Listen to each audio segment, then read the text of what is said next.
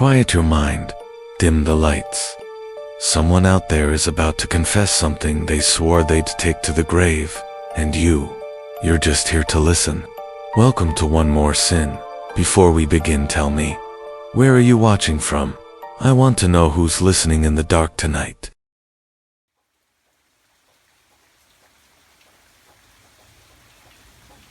You think you wouldn't, but you would. I'm going to tell you something, and when I'm done, you'll wish I hadn't. Not because it's grotesque or sensational. Those stories are for amateurs who confuse shock with truth. No, you'll wish I hadn't told you because you'll recognize something in it. A choice you almost made. A thought you pushed down. A moment when you stood at the edge of something and told yourself you stepped back. But you didn't really step back, did you? You just convinced yourself you did. I'm not here to confess. Confession implies guilt, and guilt implies I think I did something wrong. I'm here because sometimes the truth needs a witness, and you drew the short straw. Lucky you.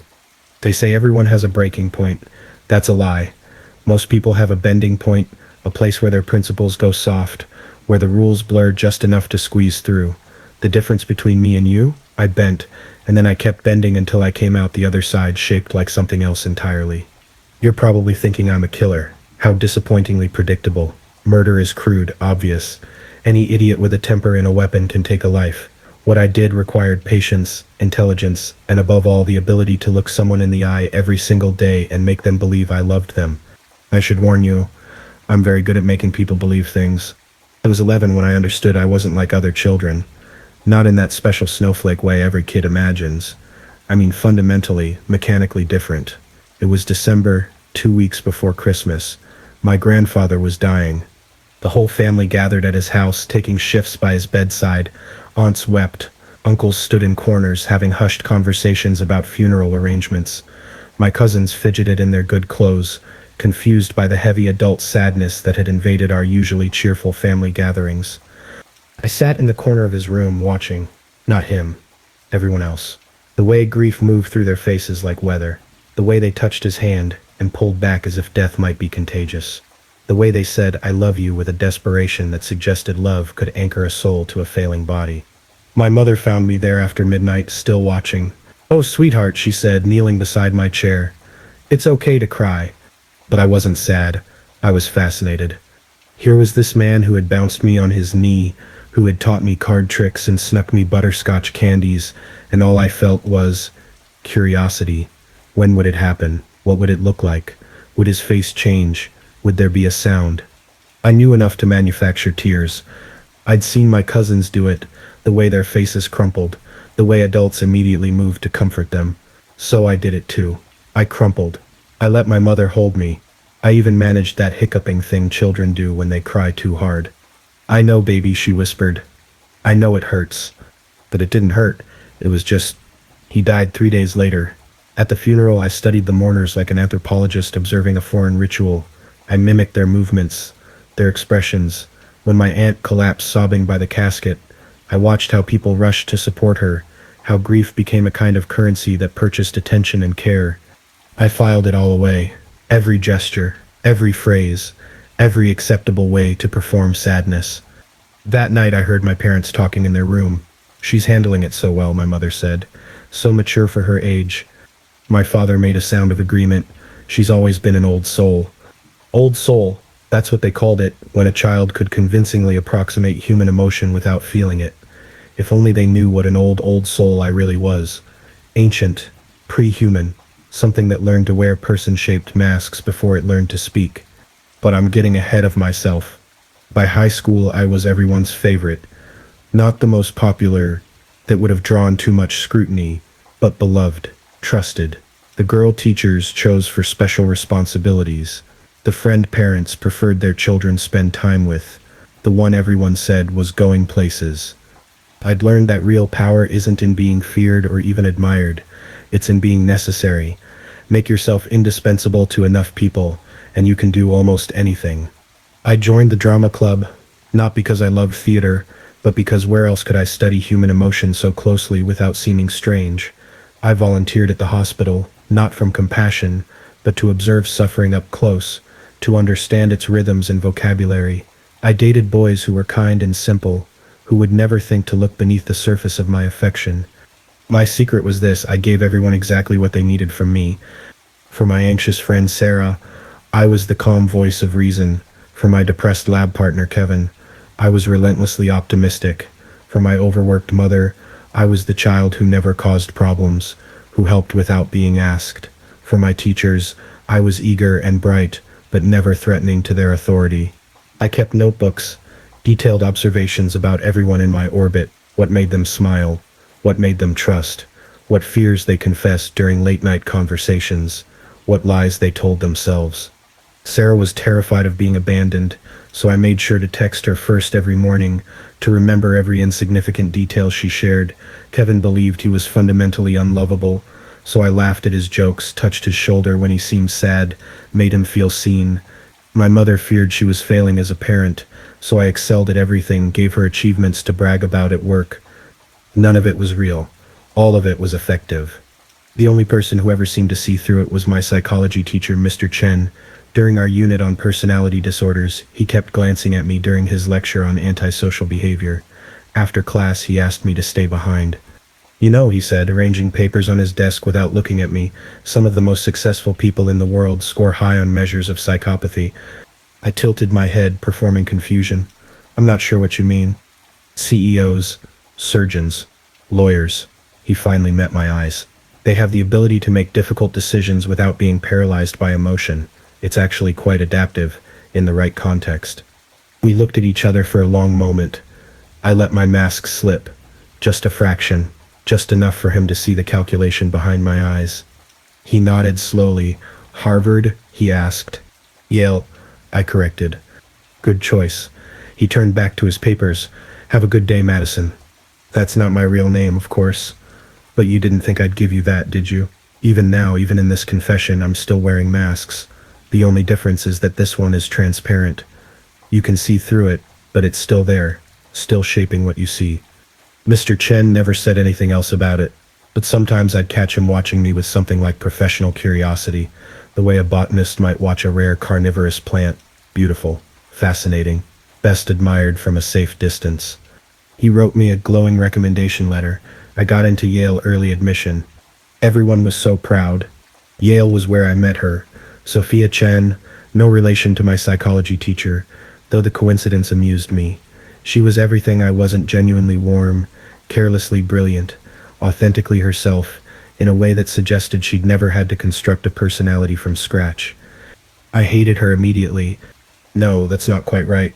Hate implies an emotional response, and I didn't have those. Not really. What I felt was more like recognition. The way a forgery expert must feel when they encounter a real Monet after years of studying fakes. Here was the genuine article, and it made my careful construction seem exactly what it was: an elaborate counterfeit. She lived 2 doors down in our freshman dorm, pre-med, like me, but where I'd chosen medicine for the prestige and control. She wanted to help people. She said it without irony, without the performative nobility I'd seen in our other classmates. She meant it. We became friends the way everyone became friends with me, because I made it happen. I studied her like I'd studied everyone else. She liked late-night talks about philosophy. She had a weakness for strawberry ice cream and terrible reality TV. She called her mother every Sunday at exactly 7 p.m. She bit her lip when she was concentrating and tucked her hair behind her left ear when she was nervous. But something was different this time. The notebook I kept on her grew thicker than the others. I found myself thinking about her when she wasn't around, not strategically but compulsively. I started timing my exits from the dorm to coincide with hers. I memorized her class schedule, her study spots, her jogging route. It wasn't attraction. I'd felt that before, or at least performed it convincingly enough to fool myself. This was something else, something hungry. I wanted to take her apart and see how she worked. I wanted to understand how someone could be so carelessly, effortlessly real. I wanted to own that authenticity, to possess it, to figure out if I could wear it like I wore everything else. Spring semester, she started dating someone, Marcus, a senior, pre-law, the kind of earnest social justice warrior who organized protests and wrote op-eds for the campus paper. They were nauseatingly perfect together. He'd bring her flowers every Friday. She'd leave little notes in his textbooks. I smiled when she told me about their first kiss. I helped her pick outfits for their dates. I listened to her gush about how different he was, how real. That word again. Real. I started following them. Not obviously. I was far too careful for that. But I'd happen to be at the coffee shop when they studied together. I'd coincidentally need a book from the library right when they were leaving. I watched them the way I'd once watched my dying grandfather, with detached fascination, waiting for something to happen. What I saw made me understand something crucial. Sophia wasn't real because she was perfect. She was real because she was inconsistent. She could be petty about her roommate's dishes, then generous with her study notes. She cried at commercials but remained stoic during actual tragedies. She loved Marcus but sometimes looked bored when he talked about his causes. Real people were contradictory. My performances were too perfect, too consistent. I'd been playing a single note while everyone else was a symphony of discord. So I started introducing flaws, calculated imperfections. I let myself be irritable during finals week. I confessed fake insecurities during our late night talks. I even started biting my lip when I concentrated, mirroring her unconscious habit. You know, she said one night, painting her nails on my dorm room floor, when I first met you, I thought you were kind of scary. I kept my voice light. Scary how? Too perfect, I guess. Like you were hiding something. She laughed. But now I know you're just as much of a mess as the rest of us. I smiled, blowing on my own wet nails. Just better at hiding it.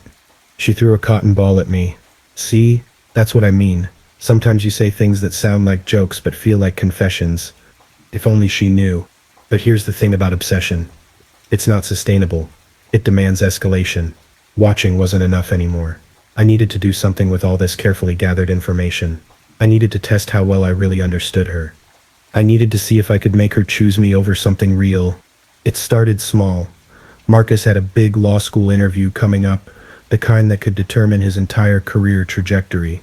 The night before, I suggested to Sophia that we have a stress relief movie marathon. Just us girls. She hesitated. Marcus is pretty anxious about tomorrow. Exactly why you need space to prepare. I said, you hovering won't help. Trust me, men hate feeling like they're being watched when they're nervous. It was perfectly reasonable advice, the kind any good friend would give. She texted Marcus that she'd see him after the interview, that she believed in him. What she didn't know was that I'd been watching Marcus too. I knew he had a ritual before big events. He'd call Sophia right before bed, hear her voice, let her calm him down. It's what he'd done before the LSAT, before his thesis defense. Without that anchor, he'd spend the night spiraling. He texted her 3 times during our movie. Each time I gently took her phone. Tomorrow, I said, give him tonight to be in his own head. He bombed the interview. Sophia felt terrible, guilty, like she'd failed him when he needed her most. I comforted her, told her she couldn't have known, that sometimes we hurt people by trying too hard to help them. You're such a good friend, she said, crying into my shoulder. I don't know what I'd do without you. The thing is, it wasn't even malicious. Not really. I just wanted to see what would happen. Like a child pulling wings off a butterfly. Not from cruelty, but from curiosity. How much pressure could their relationship take? What tiny fractures already existed that I could widen? I became an expert at creating situations that revealed those fractures. Study groups scheduled during their date nights. Oh, I forgot you had plans, but we really need to prep for this exam. Casual observations that planted seeds of doubt.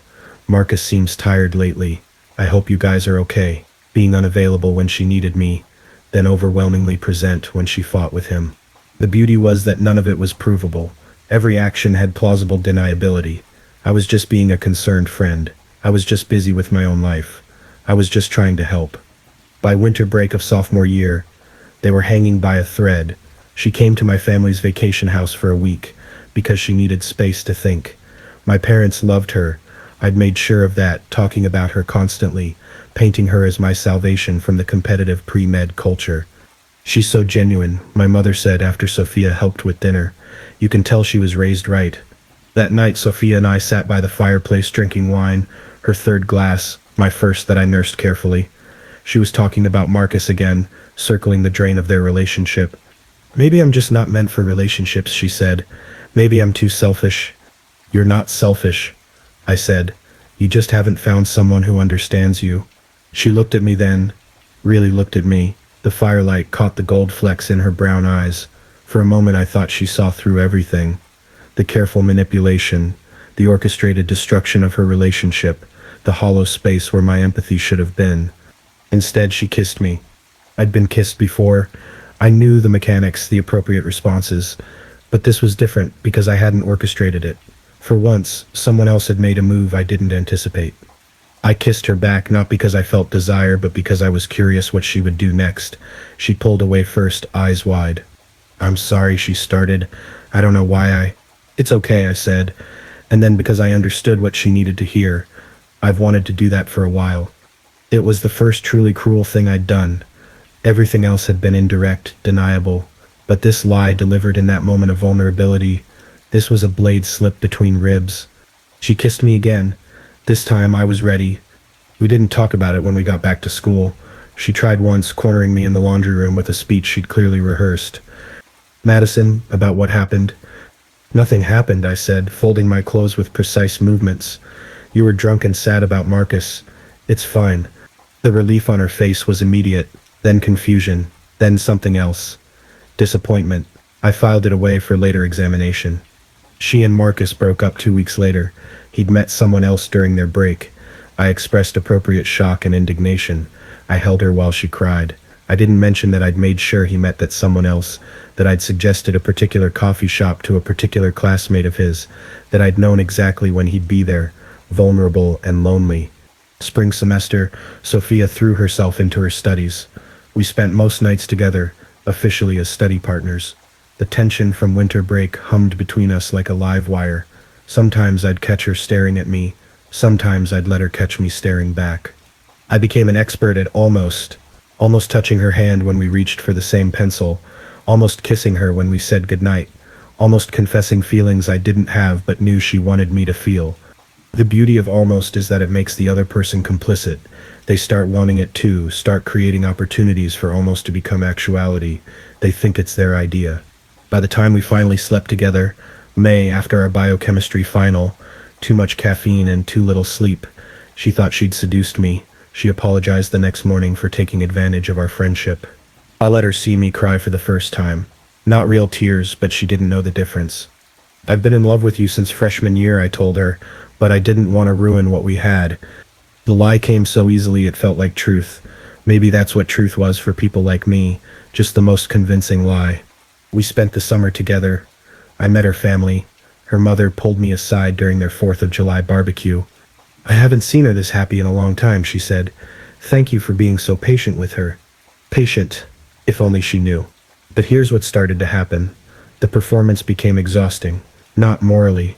I still felt no guilt, but practically, Sophia needed so much. Constant reassurance, emotional availability, authentic responses to her authentic feelings. I started making mistakes, forgetting to text back, zoning out during her stories, laughing at the wrong moments. Small things, but she noticed. Sometimes, she said one night in August, "It's like you're not really here, like you're watching us from outside." She was more perceptive than I'd given her credit for.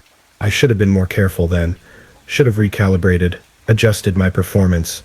But I was curious again. What would happen if I let her see glimpses? Not the full truth. That would be stupid. But hints, cracks in the mask. So I started telling her things, not lies but selective truths. "I've never felt things the way other people do," I said one night. We were on the roof of her apartment building watching the city lights. Even as a kid, it's like everyone else got an instruction manual for emotions and I had to figure it out by watching. She was quiet for a long time. Then, "Maybe that's why I love you. You choose to feel things. The rest of us just react." I almost laughed. She turned my deficiency into a virtue, my coldness into depth. People will do anything to avoid seeing what's right in front of them. But she started watching me more carefully after that, testing me in small ways, asking questions designed to catch me off guard. She was trying to understand me, to fix me maybe. The hunter was becoming the hunted, and for the first time in my life, I felt something close to fear. Not of being caught, I was too careful for that, but of being seen, really seen, of having someone look at me without the filter of their own needs and projections. I started planning my exit. The thing about playing with people's lives is that the consequences aren't always immediate. They ripple outward in ways you can't predict, creating patterns you only see in retrospect. Marcus dropped out of law school. I heard about it through the gossip network that runs through every university. Depression, they said. He'd lost his sense of purpose after the interview disaster, couldn't shake the feeling that he'd failed at the one thing that mattered. His parents blamed Sophia for the breakup that sent him spiraling. She blamed herself for not being there when he needed her. I comforted her through the guilt, while calculating how long I needed to maintain the relationship before I could leave without seeming responsible. See, that's the thing about manipulation. It's not just about getting what you want. It's about making sure no one realizes you got it. But Sophia was getting harder to manage. Love had made her observant in uncomfortable ways. She started noticing patterns I'd been careless about, how I always had exactly the right thing to say, how my reactions sometimes came a beat too late, like I was translating from a foreign language. "Do you ever feel guilty?" she asked one night. We were in bed, her head on my chest, and I could feel her listening to my heartbeat, like it might reveal something. About what? Anything. Everything. I feel guilty all the time. About Marcus. About my parents spending so much on my education. About being happy when other people aren't.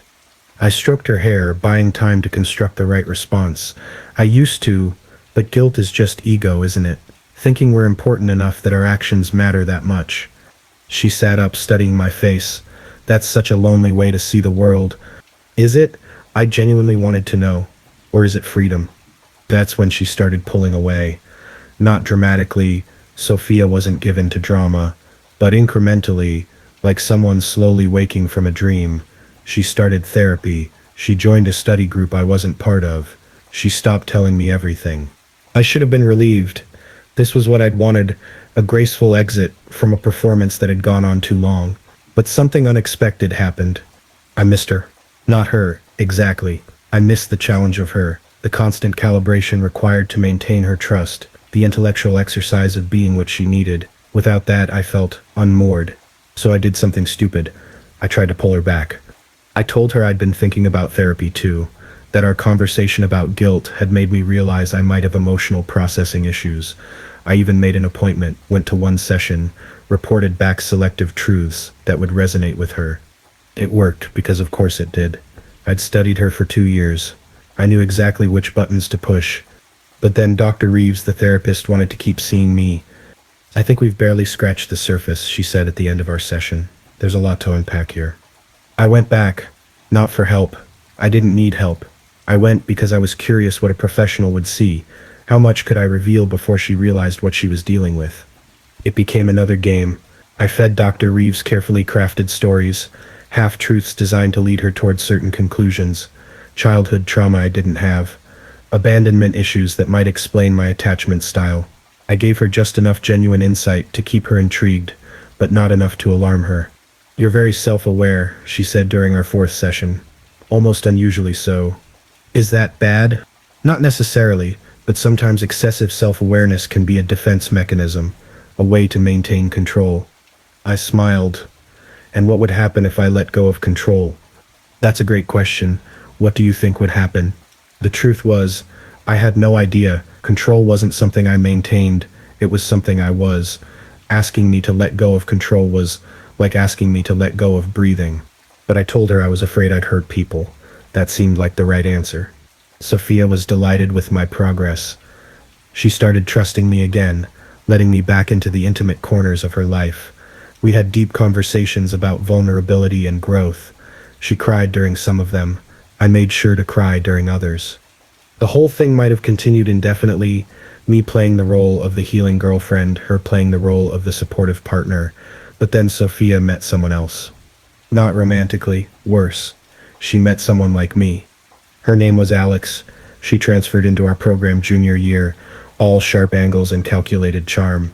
I recognized her immediately, the way she cataloged everyone in a room before choosing who to approach, the precision of her smile, the slight delay before her laughter. It was like looking in a mirror, if mirrors could show you what you'd look like with better technique. She attached herself to our friend group with surgical precision. Within 2 weeks, she'd identified everyone's role and found her niche, the adventurous one who pushed people out of their comfort zones. It was clever. It gave her license to manipulate under the guise of helpfulness. "I really like her," Sophia said after Alex had convinced everyone to go skydiving. "She's so authentic." That word again. I was beginning to hate it. Alex and I circled each other like predators, recognizing another apex hunter in their territory.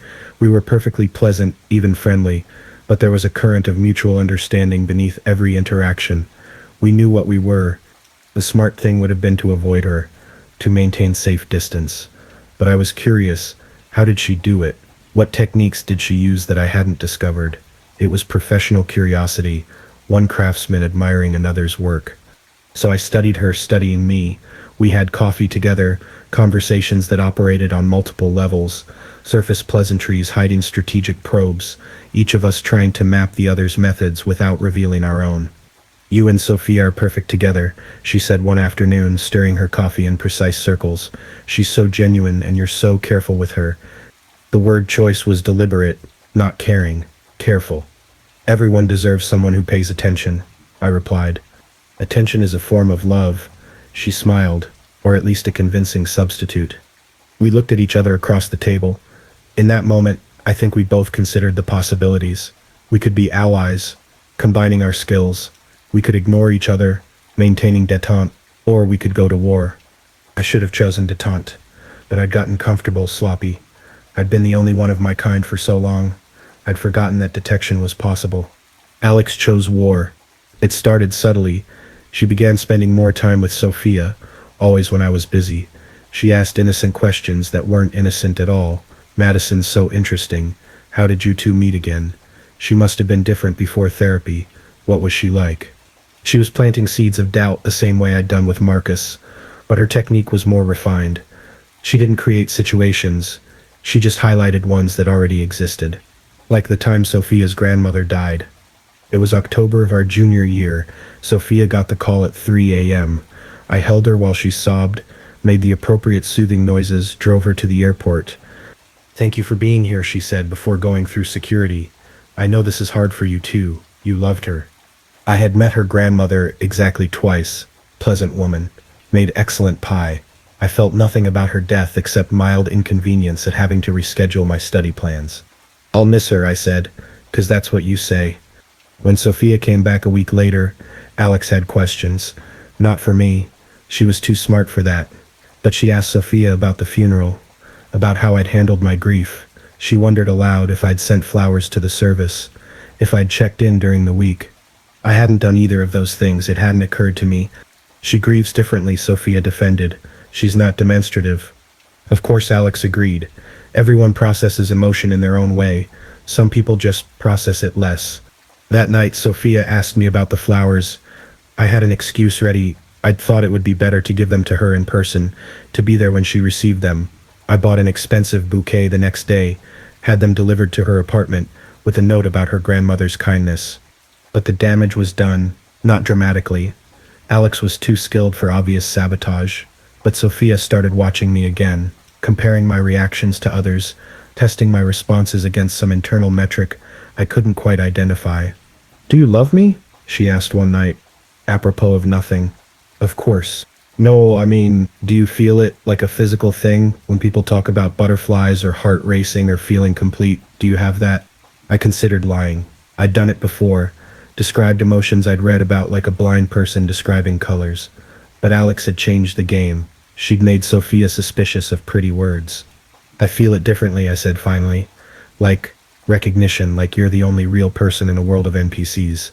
It was the closest I'd ever come to honesty. Sophia was quiet for a long time.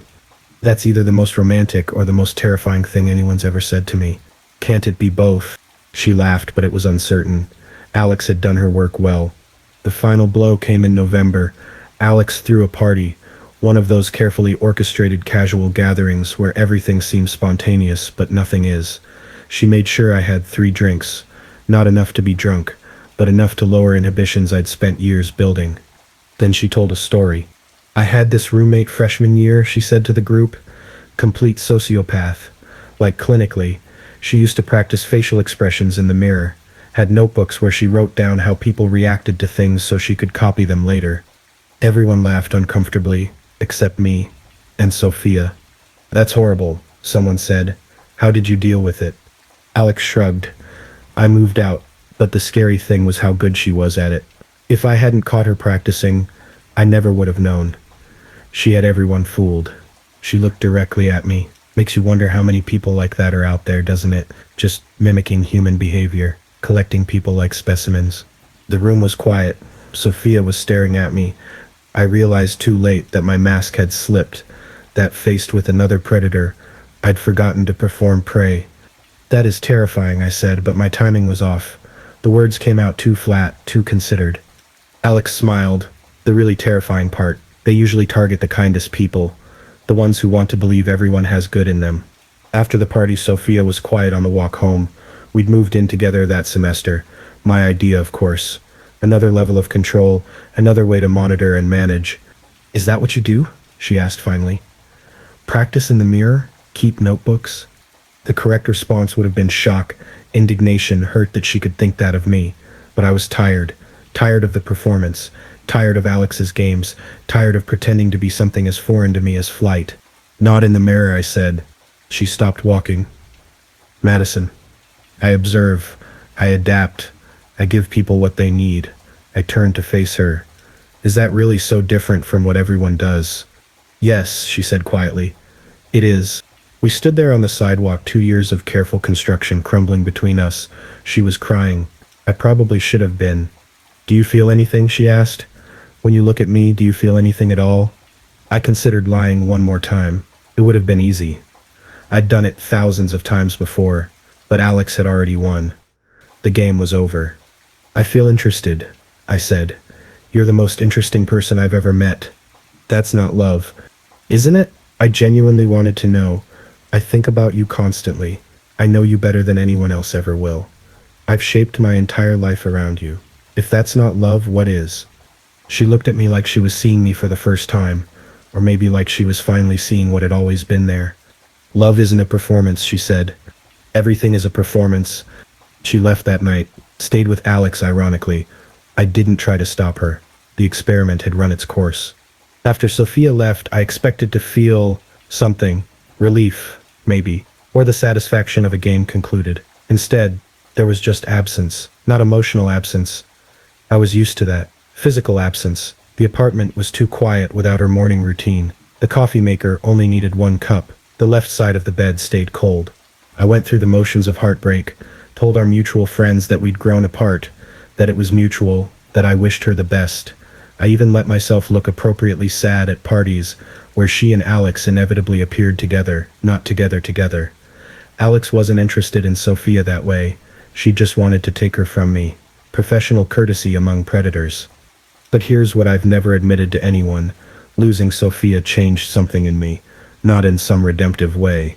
I didn't suddenly grow a conscience or learn to feel, but for the first time in my life, I understood loss. Not the emotion of it, but the mechanics, the way absence has weight, the way emptiness takes up space. I started making mistakes. Nothing dramatic at first. I forgot to respond to texts with the appropriate enthusiasm. I let silences stretch too long in conversations. My performance, always so seamless, developed glitches. Dr. Reeves noticed immediately. You seem different, she said during what would be our last session, less curated. Sophia left me. I offered it like an explanation. And how does that make you feel? I almost laughed. After 6 months of sessions, she was still asking me how things made me feel, as if repetition might suddenly grant me access to an emotional spectrum I'd never possessed. Like I'm missing a limb, I said.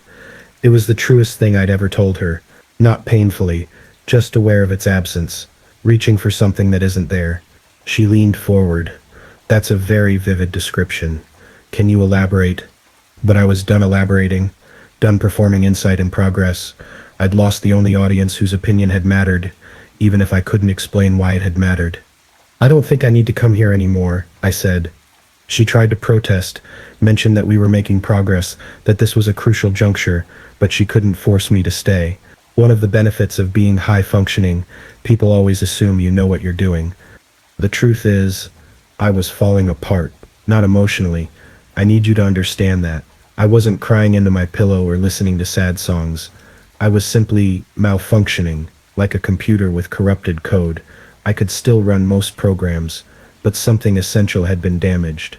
I stopped maintaining relationships, not dramatically.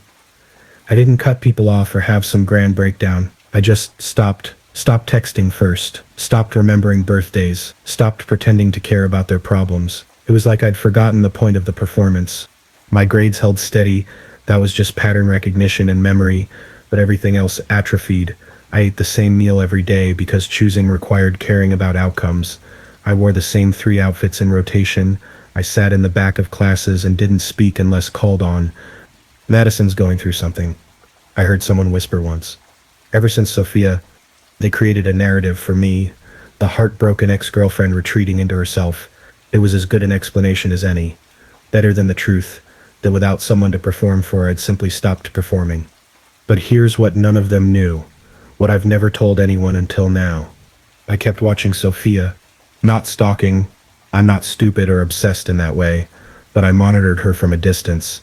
Social media, mutual friends, the occasional accidental encounter on campus. I needed to see if I'd left any lasting damage, if my experiment had broken something in her the way losing her had broken something in me. She seemed fine, better than fine. She was thriving without me, lighter somehow. She laughed more easily. She trusted more readily. It was like I'd been a weight she didn't know she was carrying until it was gone. Alex, having won her little war, lost interest. She moved on to other games, other targets. We passed each other occasionally, 2 apex predators acknowledging territory lines. She'd nod. I'd nod back. Professional respect among monsters. But Sophia acted like I didn't exist, not cruelly. That would have required acknowledging me. She simply edited me out of her world completely. In group settings, she'd address everyone but me. Her eyes would skip over me like I was furniture. She gave away the things I'd bought her, donated the clothes I'd helped her pick. I'd become a ghost in my own life. Senior year arrived like a deadline, medical school applications, interviews, the future pressing in. I went through the motions because stopping would have required more energy than continuing. I got accepted everywhere I applied. Stellar grades, impressive research, glowing recommendations from professors who mistook my detachment for focus. "You'll make an excellent surgeon," one of them told me. "You have the perfect temperament, steady, unflappable." If only he knew. I chose a program across the country, somewhere I'd never have to see Sophia or Alex or anyone who'd witnessed my unraveling, somewhere I could rebuild, recalibrate, become whatever new thing I needed to be. But first, I did something uncharacteristic. I wrote Sophia a letter. Not an apology, I'm incapable of genuine remorse. Not an explanation, she'd figured out more than enough. It was more like a thesis conclusion, the results of my experiment. I told her what she'd meant to me, in the only terms I could understand, that she'd been my most successful performance and my most significant failure, that she'd taught me something about the limits of mimicry, that of all the people I'd collected and discarded, she was the only one who'd left a mark. I told her the truth that I'd loved her as much as someone like me was capable of loving anything, which is to say I'd found her necessary. I'd shaped myself around her so completely that her absence left me malformed. I didn't send it, obviously. That would have been cruel, and contrary to what you might think, I'm not cruel. Cruelty requires sadism, and sadism is an emotion I don't possess. I'm just empty, and for a brief time she'd made me forget that. The letter sits in my desk drawer. Sometimes I read it and try to understand what I was thinking when I wrote it, what outcome I was hoping for, but I think I just needed to document it, to prove that even something like me could approximate human connection, even if I couldn't sustain it. Medical school was easy, a new city, new people, new masks to wear. I specialized in surgery, where my detachment was an asset, where being able to cut into someone without flinching was valued, where no one expected warmth. But I never tried to replicate what I'd had with Sophia, never again attempted that level of intimacy. I date occasionally, it maintains appearances, but I keep things surface level, professional, safe. Sometimes I Google her. She's a pediatric oncologist now, married to someone who looks nothing like Marcus or me, someone normal and warm and capable of feelings I can only simulate. They have a daughter. She named her after her grandmother. I feel nothing about this, but I notice it. File it away, add it to the notebook I still keep, though I'm not sure why anymore. She seems happy, genuinely happy, not the performed kind. I study recent photos of her the way I once studied her in person, looking for signs of damage, scars I might have left. There are none. I was temporary. Survivable. A story she probably tells her therapist or very close friends. I dated a sociopath in college. It was exactly as strange as you'd imagine. And that's the real revelation, the thing I've never said out loud until now. I wasn't special. I wasn't some unique predator moving through a world of prey. I was just another damaged person playing at being human, convincing myself my performance was sophistication rather than sickness. Sophia survived me because people survive things like me all the time. We're not apex predators. We're just broken machines, mimicking connection we can't feel, leaving nothing behind but cautionary tales. I thought I was the protagonist of some dark romance, the complex anti-hero in a psychological thriller, but I was just another narcissist who confused intelligence with depth, manipulation with meaning. The experiment failed because the hypothesis was flawed. I set out to possess something real, to understand authenticity by taking it apart, but authenticity isn't something you can dissect or own or wear. It's not a performance you can perfect. It's just being. And I don't know how to just be. I never have. You're expecting remorse now, some kind of breakthrough where I realize the horror of what I've done and beg for absolution. Or maybe you're expecting the opposite, a villain's monologue where I reveal even darker truths, where the real horror is yet to come. Sorry to disappoint. This isn't that kind of story. I sleep fine. 8 hours a night, no dreams, I remember. I wake up at 5 a.m., go for a run, arrive at the hospital by 6:30. I perform surgeries with steady hands. I save lives because that's what the job requires. I go home to an empty apartment that doesn't feel empty because I don't feel loneliness. My colleagues think I'm dedicated, focused, maybe a little cold, but that's not unusual in surgery. I'm invited to enough social events to seem normal, but not so many that I have to work to maintain connections. It's a comfortable existence, sustainable. I'm good at what I do. There's something clean about surgery. The problem is clear, the solution technical, no emotional interpretation required, no need to guess what someone really means or wants, just anatomy and technique and outcomes measured in survival rates. My patients appreciate my directness. I don't coddle or offer false hope. I explain their conditions with clarity, their options without bias. The nurses say I'm clinical like it's a criticism. I take it as a compliment. Last month I operated on a 6-year-old with a brain tumor, high-risk procedure, the kind where surgeons usually offer reassuring platitudes to terrified parents. I didn't.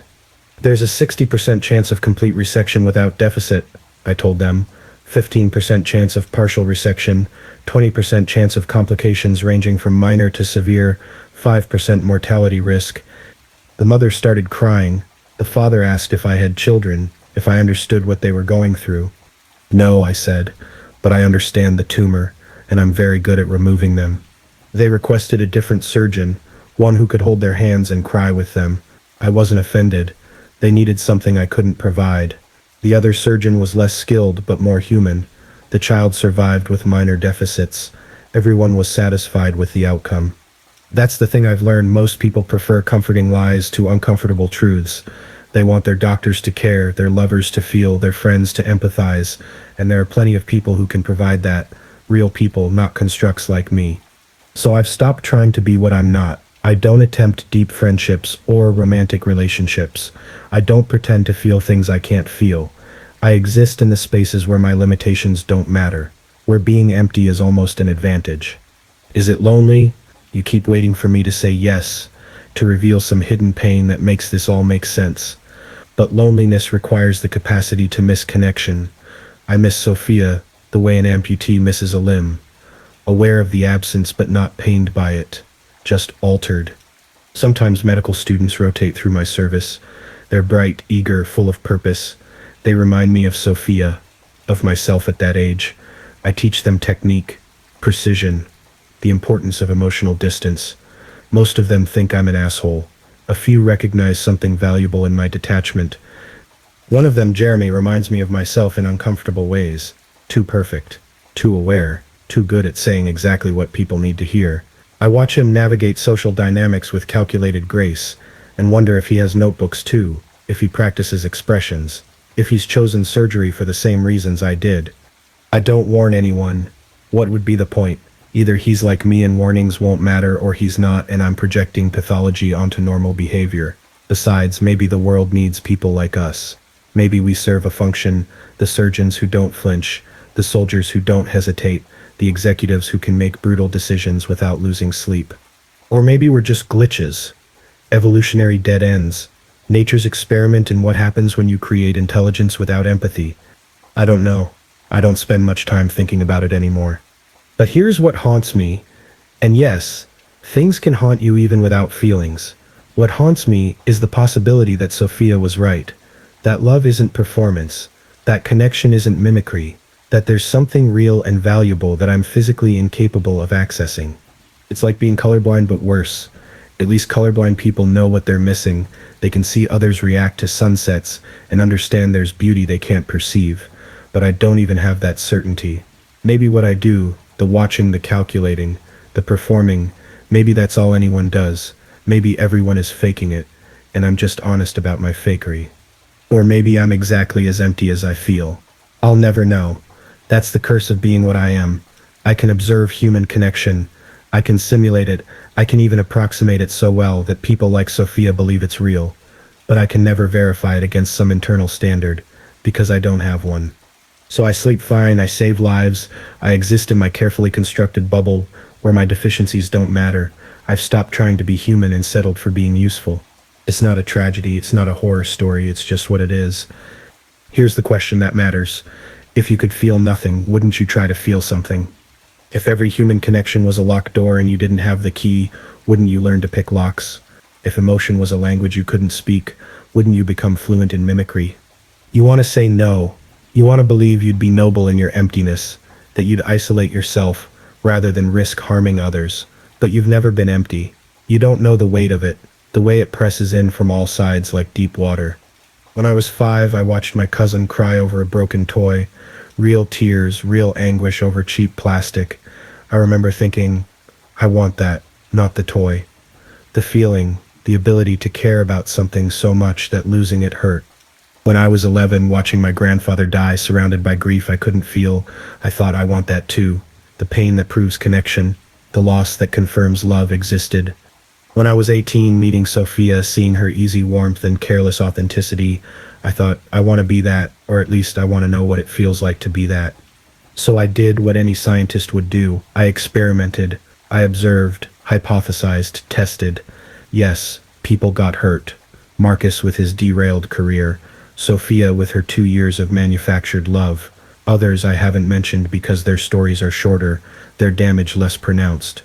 But here's what you need to understand. I didn't hurt them because I enjoyed it. I hurt them because they were the only way I could study what I lacked. Every manipulation was data. Every lie was a probe testing the boundaries of human connection. Every relationship was a dissection of something I could see but never feel. You think that makes me a monster? Fine, but consider this. You learned empathy by feeling it. You learned love by experiencing it. You had the privilege of internal experience to guide you. I had to learn from the outside in, through trial and error, through watching what worked and what didn't. Is a deaf person wrong for reading lips? Is a blind person wrong for using touch to navigate? I used the tools available to me. I studied humans the way others study any foreign system, through careful observation and experimentation. The only difference is that my experiments had casualties.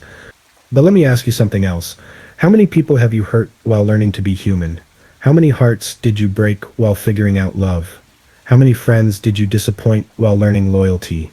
The difference between us isn't that you've never caused damage. It's that your damage was accidental, driven by emotion rather than analysis. Which is worse, hurting someone because you feel too much or because you feel too little. You tell me your pain was honest, authentic, real, but pain is pain. Sophia suffered just as much from my calculated indifference as she would have from genuine cruelty. Marcus's career was just as derailed by my manipulation as it would have been by passionate sabotage.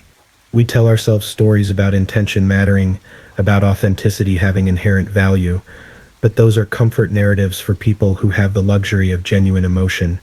For someone like me, authenticity is just another performance, and not even the most effective one. I could have been worse. That's what you don't understand. With my particular skill set, I could have been catastrophic. I chose small cruelties, contained experiments. I hurt a few people deeply rather than many people shallowly. I kept my damage personal rather than institutional. There are others like me in boardrooms making decisions that destroy thousands of lives, in politics manipulating millions, in medicine using their detachment for fame rather than healing. I chose surgery where my coldness saves lives. I chose isolation where my emptiness can't spread. Is that not a form of morality? A recognition of what I am and an attempt to minimize harm while still existing? Because that's the alternative you're not considering. The other option wasn't becoming normal, feeling things, developing genuine empathy. That door is locked and I don't have the key. The other option was suicide or complete isolation. And call me selfish, but I chose to live, to find a way to exist in your world without being of it. So yes, I hurt people. Yes, I manipulated and lied and treated human beings like lab rats. Yes, I felt nothing while doing it and feel nothing still. But I also stopped. I learned my limits. I found a way to be useful without being harmful. I chose a life where my deficiency is an asset rather than a weapon. If you were me, if you woke up tomorrow in a world where everyone else could see colors you couldn't even imagine, what would you do? Would you sit quietly in your grayscale existence? Or would you try through whatever means necessary to understand what you were missing? Would you hurt a few people trying to understand human connection? Or would you accept your isolation without ever knowing what you lacked? You want to judge me? I can feel it through the screen, the moral certainty of someone who's never had to construct a conscience from scratch. But before you do, consider this. Everything you are, your empathy, your love, your guilt, your moral intuitions, you got those for free. They came installed with your hardware. You judge me for trying to build what you never had to earn. If you were me, wouldn't you have done the same? Or would you have done worse? Sit with that. Let it make you uncomfortable.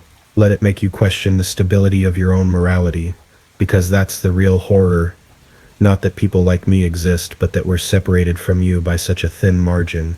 A few neurotransmitters, a slight variation in brain structure, a childhood trauma or genetic quirk. You're not as different from me as you'd like to believe. You just got lucky in the genetic lottery. You can feel things without trying. You can connect without calculating. You can love without learning how. I couldn't. So I did what I had to do to survive in your world. Tell me honestly, if you were me, what would you have done differently? I'm still waiting for an answer that doesn't require empathy I don't have. Still waiting, but I sleep just fine.